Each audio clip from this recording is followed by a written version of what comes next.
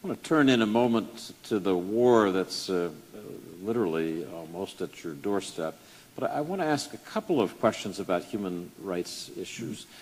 The World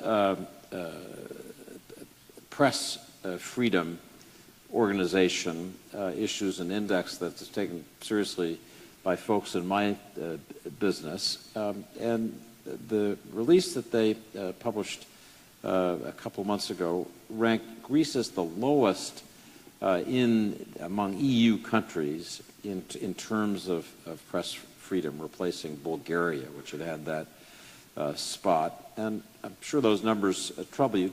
Tell us why that's so and what you're doing about it.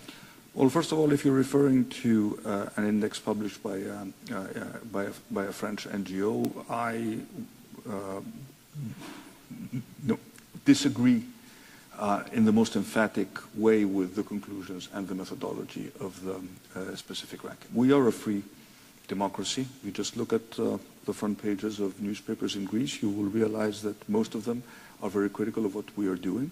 This is a country where anyone can publish anything and not just prosecuted for it, but has complete freedom to express their opinions. So I fundamentally disagree with these assessments, and if you just take a look at what is happening in the media landscape in Greece, I think it will support my claim. What we did do was, during the pandemic, we tried to legislate a framework to limit the spread of fake news related to the pandemic.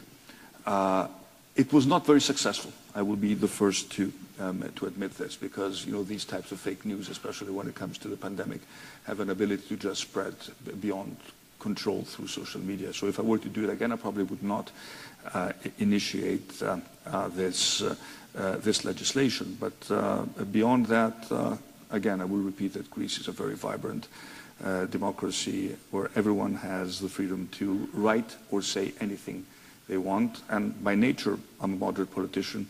I take criticism always very seriously.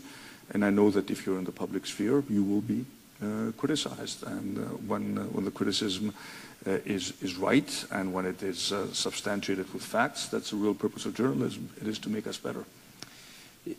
Thank you for that answer. It was indeed the issue of the legislation